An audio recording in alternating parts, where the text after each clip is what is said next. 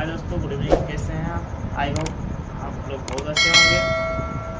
चलिए तो आज स्टार्ट करते हैं अगले टॉपिक के बारे में। एक क्लास 12 का अध्याय पहला चल रहा है और इसमें का ये आज का जो होगा वो पार्ट 4 होगा। पार्ट 3 1 2 3 तक मतलब कि मैं आप लोग को पढ़ा चुका हूँ और ये पार्ट 4 होगा जो इसमें अगले पॉइंट्स के बारे में कवर किया जाएगा।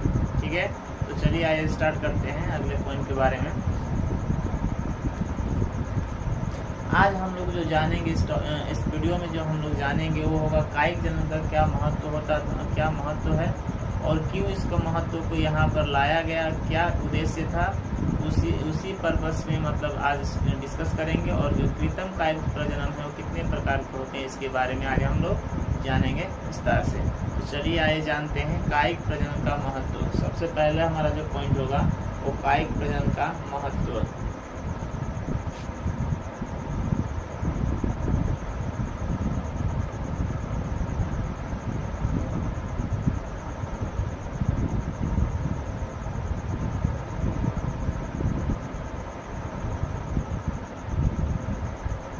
कायिक प्रजनन का महत्व है वह क्या महत्व था उसी के बारे में हम लोग जानेंगे।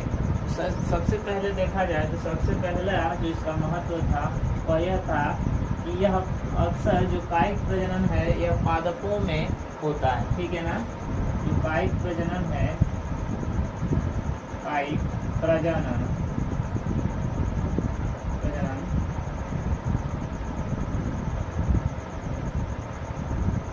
पादप वाले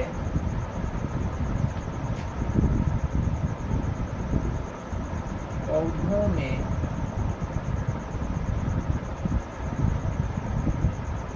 उनकी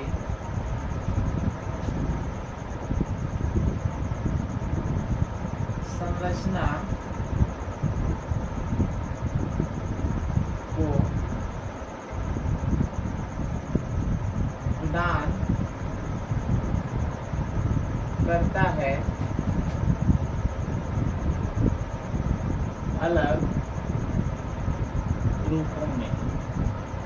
ठीक है ना, कायिक प्रजनन का जो पहला महत्व है वह यह है कि कायिक प्रजनन पादप वाले पौधों में ही पाया जाता है और उनकी जो संरचना अलग अलग होती है वह प्रजनन के कारण ही जो प्रजनन होता है उसी के कारण के रूप जो होते हैं जो उनका संरचना बनावट होती है वो अलग अलग दिखाई देता है। ठीक है ना, तो सबसे पहला पॉइंट ये हो गया। 2 नंबर में देखते हैं, जो 2 नंबर में होगा जो कायिक प्रजनन से यह मतलब यह उसका महत्व हुआ कि जो कायिक प्रजनन पादप में होता है उसके आनुवंशिकता में शुद्धता लाना। ठीक है ना, उसके आनुवंशिकता में क्या करना, शुद्धता लाना। कायिक प्रजनन से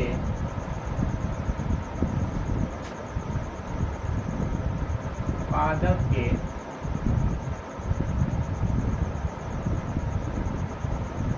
पौधों की आनुवंशिकता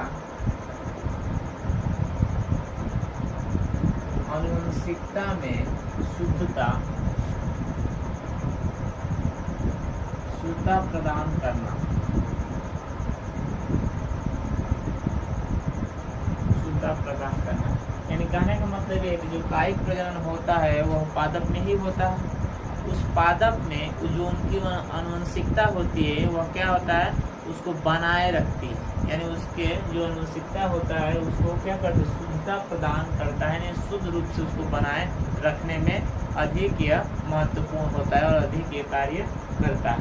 ठीक है ना, अगले पॉइंट्स की तरफ चलते हैं। अगला पॉइंट्स ये है, यह तीसरा पॉइंट जो होगा वह पादप में जो कायिक प्रजनन होता है वह पादप में ही देखा जाता है। कायिक जो प्रजनन है वह पादप में ही होता है। ठीक है ना, जो कायिक प्रजनन है वह किसमें होता है, पादप वाले ही प्लांट में मतलब ये पाया जाता है, बाकी और किसी प्लांट में नहीं पाया जाता है। तो इसीलिए कहा गया है कि जो कायिक प्रजनन होता है वो किसमें होता है, पादप में ही होता है। ठीक है ना। अगले पॉइंट की तरफ चलते हैं। अगला पॉइंट होगा जो कायिक प्रजनन है वह एक प्राकृतिक विधि। जो कायिक प्रजनन है वह एक प्राकृतिक, ठीक है ना। प्राकृतिक आप समझते हैं ना आप लोग, मतलब कि मनुष्य के द्वारा नहीं बनाया गया है। ठीक है ना। ये कायिक जो प्रजनन है यह मनुष्य के द्वारा नहीं बनाया गया है, यह प्रकृति का दिया हुआ क्या एक विधि। इसीलिए कहा गया कायिक प्रजनन वह एक प्राकृतिक विधि है।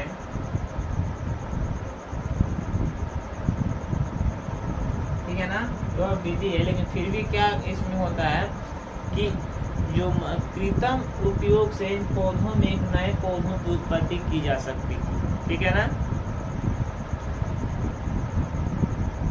ठीक है ना। जो कृत्रिम है तो कायिक प्रजनन वह एक प्राकृतिक विधि है, किंतु क्या कह सकता है कृत्रिम का उपयोग कर मनुष्य के द्वारा इस पौधों में एक नए पौधों की उत्पत्ति की जा सकती है। किसके प्रयोग से? कायिक प्रजनन के प्रयोग से।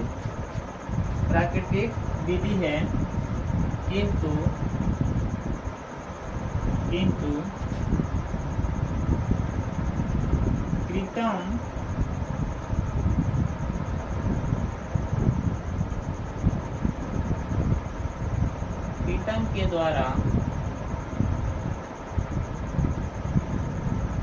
कृत्रिम के द्वारा कायिक प्रजनन में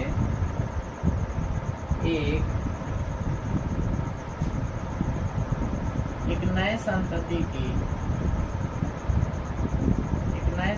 की उत्पत्ति की जा सकती है।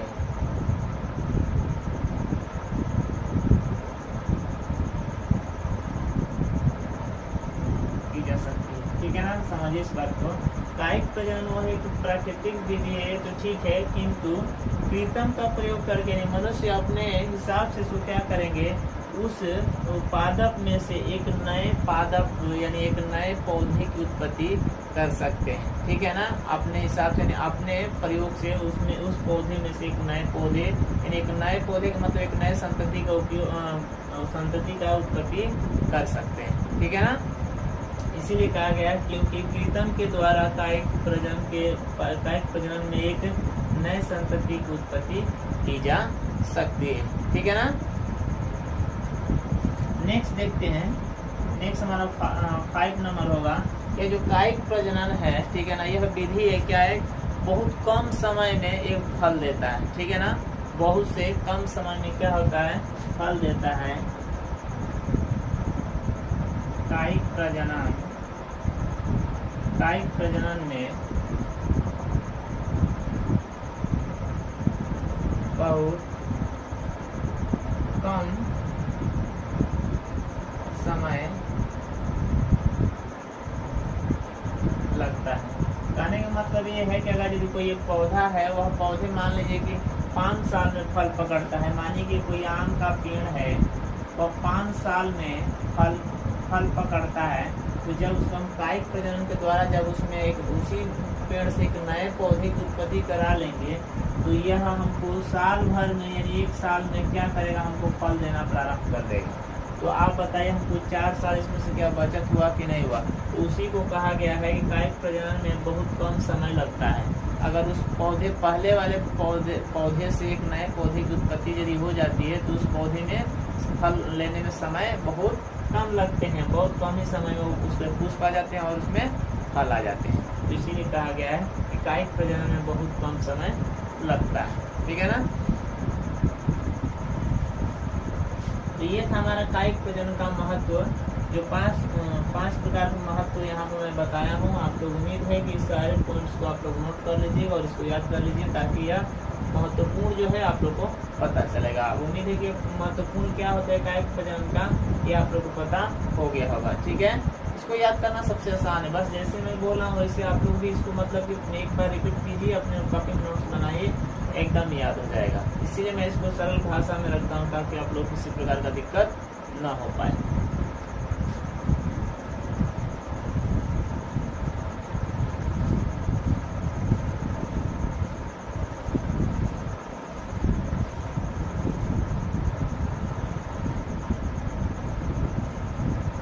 अब हम जानेंगे कायिक प्रजनन कितने प्रकार के होते हैं, इसके बारे में हम लोग विस्तार से जानते हैं। क्योंकि यह तो हम लोग जान गए कायिक प्रजनन जो होता है वह उसका क्या महत्व होता है, लेकिन अब इसमें हम जाने कृत्रिम जो कायिक प्रजनन होता है, ठीक है ना, वह कितने प्रकार के होते हैं। कृत्रिम का मैं बता चुका हूँ पहले ही। कृत्रिम का होता है मनुष्य के द्वारा बनाया गया प्रयोग, ठीक है, जो मनुष्य के द्वारा बनाया गया होता है उसे हम कृत्रिम कहते हैं। तो इसको हम 3 पार्ट्स में डिवाइड करते हैं, 3 पार्ट्स में इसको डिवाइड कर लेते हैं ताकि समझने में क्या होगा, आसानी होगी, ठीक है ना। 3 पार्ट्स में हम इसको क्या करते हैं, डिवाइड करते हैं,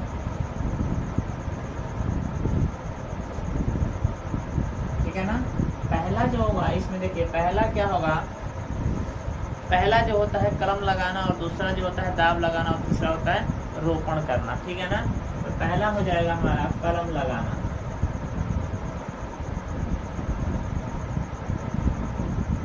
कलम लगाना। दूसरा हो जाएगा दाब लगाना, और तीसरा हो जाएगा रोपण करना।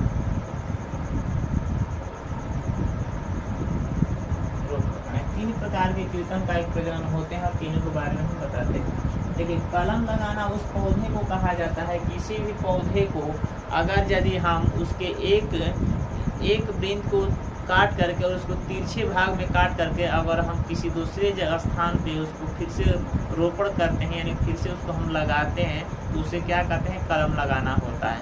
कलम में भी लगाना कई प्रकार से होते हैं, ठीक है ना। कोई क्या करते हैं, उनको काट कर नहीं काटते हैं तो उसी जगह पे मिट्टी उट्टी लगा करके उसको फिर लगा देते हैं। तो उसमें से जैसे अपस्तनी जड़ निकलना प्रारंभ हो जाती है कुछ समय के बाद, तो क्या होता है, तो उसमें वहाँ से उस नीचे वाले भाग से काट करके उसके दूसरे स्थान में क्या करते हैं, लगा देते हैं। तो उसे ही लगाना क्या कहलाता है, कलम लगाना। सपोज मानिए आप लोग नींबू देखे होंगे, नींबू होगा या अमरूद होगा या आम होगा, उन सब के क्या कलम किया जाता है, यानी पहले वाले जो वृक्ष होते हैं उस वृक्ष में क्या होता है कि उस वृक्ष में फल बहुत कम लगते हैं, या उस वृक्ष के जो फल हैं वो बहुत मतलब छोटे होते होंगे, आकार में उनकी अच्छा नहीं होगा। तो उनको परिवर्तन करने के लिए क्या किया जाता है कि उनको कलम कर दिया जाता है। कलम करने का मतलब है कि उनके जो एक टहनी होती है उसको काट करके और तिरछा आकार में काटा जाता है और एक दूसरे नाम वाला स्थान पर क्या किया जाता है, लगाया जाता है। तो लगाने के बाद क्या होता है, कुछ समय ऐसा होता है, कुछ दिन के बाद देखा जाता है तो उसमें अपस्तनी कुछ जड़ें होती हैं वहाँ से निकलना प्रारंभ हो जाती है, और जब वहाँ से जड़ें निकलना प्रारंभ हो जाएंगी तो समझ जाइएगा कि वह पेड़ क्या हो गया, एक नया पौधे का रूप धारण कर लिया है। तो उसमें से जो फल आएगा वह समझिएगा कि वो पहले के फल के प्रति उस फल में क्या होगा, बहुत से परिवर्तन होंगे। वो बड़ा आकार में भी बड़ा होगा और उसका स्वाद जैसा भी हो पहले से बेटर हो जाएगा, ठीक है ना।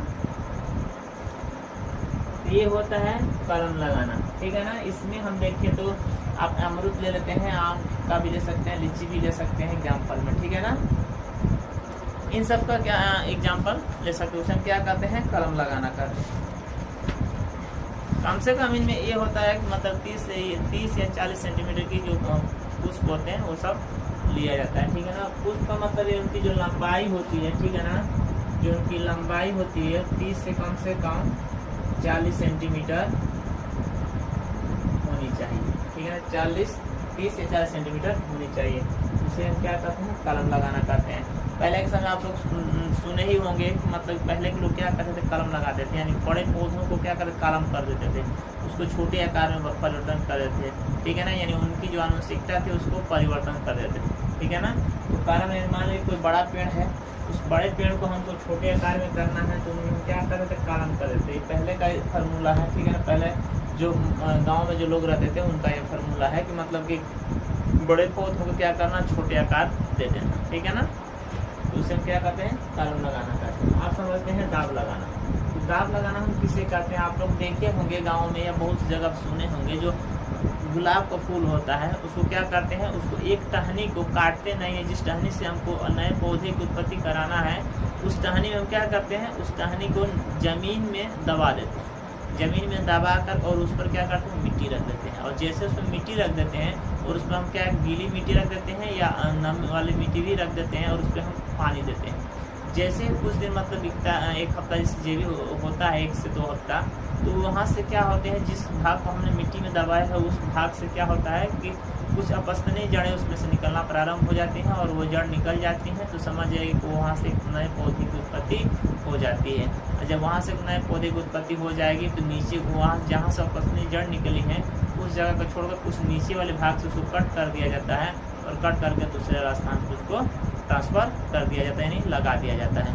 तो वो उसमें से जो फल आएंगे वह देखिएगा छोटे ही या पौधा छोटा ही होगा लेकिन फल उसमें से ज़्यादा निकलते हैं, तो उसे ही कहते हैं दाब लगाना। यानी दाब लगाकर उस किसी भी पौधे से क्या करना, नए पौधे की उत्पत्ति कराना। जिस तरह मैं बताया हूँ, गुलाब का जो पौधा होता है या लीची का या आम का या अमरूद का, उसको उस टहनी को नहीं काटते हैं और नहीं काटने के वजह उनको मिट्टी में ही दबा देते हैं, ठीक है ना। दूसरा है उसके बाद इसमें इस प्रकार भी मतलब किया जा सकता है, जिस भाग से हमको मतलब नए पौधे की उत्पत्ति करना है। जैसे मान लें कि यहाँ पर कोई एक वृक्ष है, कोई यहाँ पर एक क्या है, एक वृक्ष, इसमें से टहनी निकली हुई है। तो इस टहनी से हमको मान लीजिए इस टहनी को हमको क्या करना है, यहाँ से हमको लेना है इस टहनी को। इस वाले टहनी निकली थी, इस ऊपर वाले भाग को हम क्या कर देंगे, उसको जो ऊपर का छाल होता है उसको हल्का हल्का निकाल देंगे और यहाँ पर गीली मिट्टी का लेप लगा देंगे और इसको हम मतलब कि इसको प्लास्टिक लेप करके उसको बांध देंगे। और बांधने के बाद उसमें क्या करेंगे, कुछ पानी डालेंगे और पानी डालने के बाद यहाँ पर से अपस्तनीय जो जड़ें निकलना प्रारंभ हो जाएंगे। तो इस वाले भाग से हम क्या करेंगे, कट करके और ये इस वाले भाग को दूसरे जगह पर हम ट्रांसफर कर देंगे। उसे क्या कहा जाता है, दाब लगाना, ठीक है ना। इसका यही उपाय है कि मतलब कि इस वाले टहनी को हम ज़मीन में दबा करके ऊपर मिट्टी रख देंगे और मिट्टी रखने के बाद कुछ समय के बाद वैसा इसमें से अपस्तनीय जड़ निकलना प्रारंभ हो जाएंगे। तो इस वाले भाग से काट करके और इस वाले भाग को हम किसी दूसरे स्थान पर ट्रांसफ़र करके कर देते हैं या लगा देते हैं। तो उसे क्या कहता है, दाब लगाना होता है, ठीक है। तो उम्मीद है कि ये 2 पॉइंट समझ में आ गया होगा, कलम करना या कलम लगाना और दाब लगाना, ठीक है ना। अब आइए तीसरे वाले पे चलते हैं। तीसरा है रोपण करना। रोपण करने का समझते हैं कि नहीं समझते हैं। जो रोपण करना होता है तो पौधों में ही होता है, इनकी नस्ल जो ऐसी होती है। मान लीजिए कि हम आप लोग सुने ही होंगे कि पहले यहाँ एक पौधा लगा है, इस वाले जगह पे एक पौधे लगा दिया गया, वह पौधा अच्छा फल नहीं देता है या अच्छा फल नहीं देता है। जब छोटे ही आकार में रहता है तो लोग क्या बोलते हैं कि एक जगह में लगा है, ये फल बढ़ने नहीं देगा, इसको हटाते रहो, एक जगह से दूसरी जगह हटाते रहो, ठीक है ना। हम क्या करते हैं, एक जगह से दूसरी जगह तीसरी जगह उसका स्थान बदल देते हैं 2 से 3 बार, तो वह अब लोग कहते हैं क्या, वह फल अब अच्छा देगा। तो वही रोपण होता है, यानी एक स्थान से यानी पहले वाले जो नस्ल होता है उसको उस नस्ल से क्या कर देना, परिवर्तन कर देना, ठीक है ना। पहले मानिए कि इस ए वाले जो पेड़ होता है, इस ए वाले पेड़ में कम से कम इसमें ज़्यादा मतलब कि फल नहीं लगते। इसमें मान लीजिए कि 50 kg, इसमें 50 kg ही फल लगते थे। लेकिन जब डी वाले में हम क्या करेंगे, इसको ट्रांसफ़र कर देंगे। तो डी वाले में ट्रांसफ़र करेंगे तो कुछ इसमें से क्या हो जाएंगे, परिवर्तन हो जाएंगे, 80 kg हो जाएंगे। लेकिन जब सी वाले में हम ट्रांसफ़र करेंगे तो सी वाले में क्या होगा, इसमें सबसे ज़्यादा हो जाएगा, ये 110 क्या हो जाएगा, kg हो जाएगा, ठीक है ना। अब समझिए, देखिए आप पहले 50 kg से फल में होता था, लेकिन इसको हम क्या किए, इसको ट्रांसफ़र करते गए। जैसे ट्रांसफ़र यानी इसमें परिवर्तन करते गए तो एक समय ऐसा परिवर्तन 2 से 3 बार किए तो आ गया कि 110 kg इसमें फल लगना प्रारंभ हो गया। तो कहा रोपण करने का मतलब क्या, उसको जड़ से निकाल करके एक स्थान से दूसरे स्थान ट्रांसफ़र करना ही क्या कहलाता है, रोपण कहलाता है, ठीक है ना। और कुछ समय जब लेकिन उनको एक और तरीके से भी किया जा सकता है। जैसे मान लें कि ये 2 नस्ल के मतलब कि हम लेते हैं, एक पौधा है जो 2 नस्ल में उसको परिवर्तन किया जा सकता है। जैसे मान लें कि एक ये वाला जो पौधा है, इसमें क्या होते हैं कि इसमें जो फल लगता है वो बहुत कम लगता है, इसमें फल क्या होता है, कम लगता है। लेकिन इस वाले बी में क्या होता है, इस वाले में जो इस पौधे में इसमें फल ज़्यादा लगता है, ठीक है ना। इसमें फल क्या होता है, ज़्यादा लगता है। तो हमने क्या किया, इन दोनों टहनियों को एक समान काटा, ठीक है ना। दोनों टहनियों को एक समान काट दिया, इसलिए काट दिया कि हम चाहते हैं कि बी वाला जो हाई लेवल से मतलब फल पकड़ता है, उसी लेवल में ए वाला भी फल पकड़े, ठीक है ना। इसको हम क्या करेंगे, इसके टहनी और इसके टहनी हम निकालेंगे और निकालने के बाद दोनों टहनी को सेम कट करेंगे। कट करने के बाद दोनों को सेम उसमें लगाएंगे, एक दूसरे के ऊपर चिपकाएंगे और चिपकाने के बाद गीली माटी का लेप यानी मोम का लेप लगा करके और उसको एक सुतली वाले धागे से क्या कर देंगे, बांध देंगे। इसे बांधने के बाद कुछ समय के बाद यानी कुछ दिन के बाद देखेंगे तो उसमें एक नए संरचनाओं का आकार उस पर आ जाता है, यानी कोशिकाओं में क्या विभाजन हो जाता है। और इस प्रकार कोशिकाओं में विभाजन हो जाने क्या कहलाता है, कैलस कहलाता है। जब एक जैसे समान रूप में मतलब कोशिका में विभाजन हो जाते है तो उसको क्या कहते हैं, कैलस, कैलस कहा जाता है। ठीक है ना। और ये भी बात ध्यान रखिएगा कि दोनों की जो कट किया गया प्रारूप है दोनों एकदम समान ही होनी चाहिए, नहीं कि यहाँ पर कट की कुछ और यहाँ पर कट कर दिए कुछ और, उस तरह का नहीं होना चाहिए। दोनों की कट किए हुए जो भाग होते हैं एकदम समान रूप से ही होना चाहिए, तब जाकर इन कोशिकाओं में क्या होता है, परिवर्तन और संरचनाएं होती हैं और उसे हम कैलस कहते हैं। तो इस प्रकार के रोपण हम मतलब कि क्या कहते हैं, इस प्रकार को रोपण करना कहा जाता है। ठीक है ना। रोपण करना या रोपण द्वारा भी कहा जा सकता है। यानी एक पहले वाले फल के प्रति दूसरे वाले फल में क्या पौधे में क्या करना, फल की उत्पत्ति अधिक करना ही रोपण कहलाता है। एक स्थान से दूसरे स्थान ट्रांसफर करना ही रोपण कहलाता है। तो आई होप कि इस वीडियो में आप लोग इस टॉपिक्स को और इस पॉइंट्स को आप लोग समझ गए होंगे। अगर यदि आप लोग समझ गए होंगे, और एक चीज़ मैं आप लोग को बताना चाहता हूँ, अगर यदि मेरी वीडियो आप लोगों को किसी प्रकार से हेल्पफुल होती है तो प्लीज़ आप मेरे चैनल को सब्सक्राइब जरूर कीजिएगा और जितना हो सके उस मेरे वीडियो को शेयर जरूर कीजिएगा। क्योंकि अगर यदि मेरे वीडियो से आप लोग को हेल्प मिलता है और मेरा यही उद्देश्य है कि जो भी बच्चा हो कहीं भी रहता है, अगर यदि मेरी वीडियो से हेल्प मिलता है तो वो मेरे वीडियो लेकर अवश्य पढ़े और मेरे इसी तरह का वीडियो पाने के लिए वो मेरे चैनल को सब्सक्राइब जरूर कर ले, ताकि और भी जो वीडियो मतलब मैं अपलोड करता हूँ एजुकेशनल से रिलेटिव और वीडियो आप लोग के पास जरूर जाए और आप लोग को हेल्पफुल हो। बस इस वीडियो में आज के लिए इतना ही। बाकी जो अगले इसका जो और भी टॉपिक्स है उसको अगले वीडियो में देखा जाएगा। तब तक के लिए जय हिंद, जय भारत।